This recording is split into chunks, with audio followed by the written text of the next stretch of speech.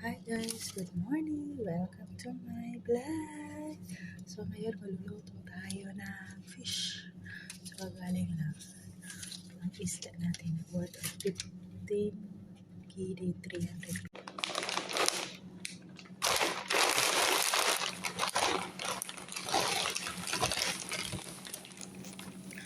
So ayan guys, ihuhugasan natin lahat. Tanggalin natin yung mga malangsa. Tapos ibabad lang natin siya ng asin kaunti tapos hugasan ulit.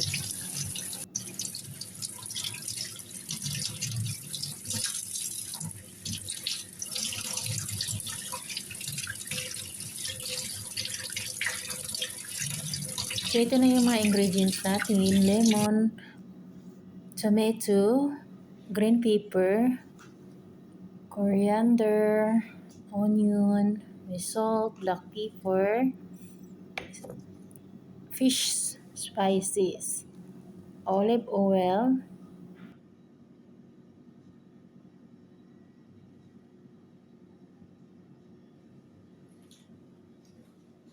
so pang i-squeeze lang natin yung lemon natin, panghiwain ng mga sangkap lahat po. Tapos natin pang gayat-gayat lahat, igigisa natin ang ating mga spices, ating sangkap for hashu.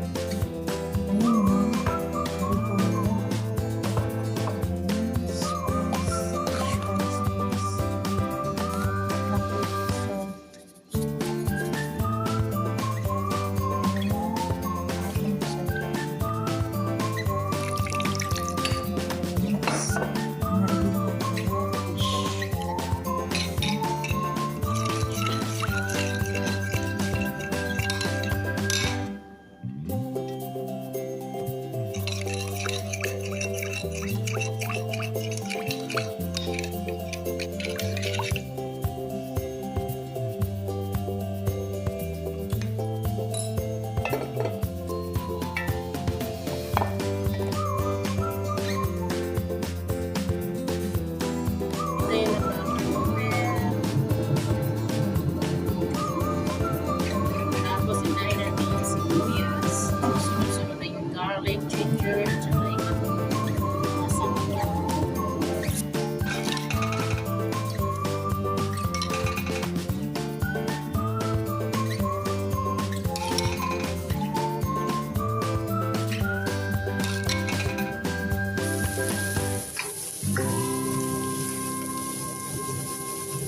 Pa-brown lang natin ng protein para maano yung amoy.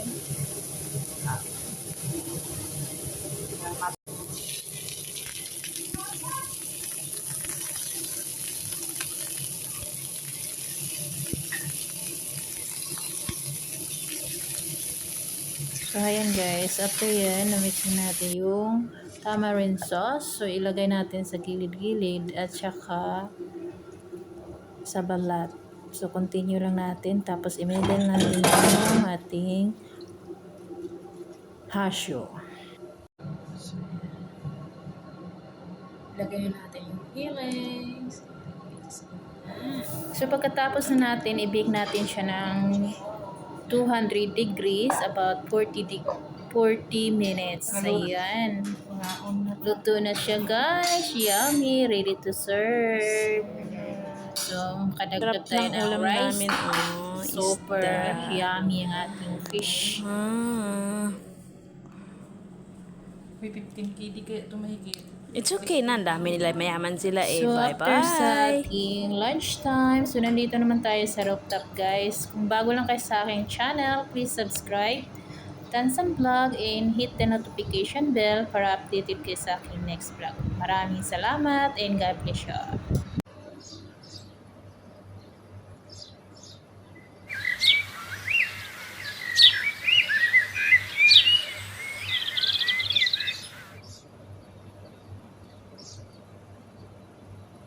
Hi mga palangga, gagawa tayo ng homemade french fries. So, ayan potato. Balatang natin, linisin. So, yun may cornstarch at asin. Ibuilig natin yung potato. Ayan. Run natin ng 5 minutes or so. Kasi tayo ayan, kumukulo yung mantika.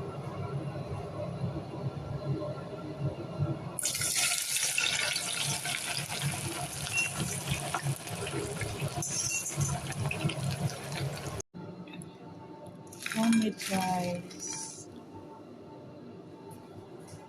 Ay, yummy. Dinner.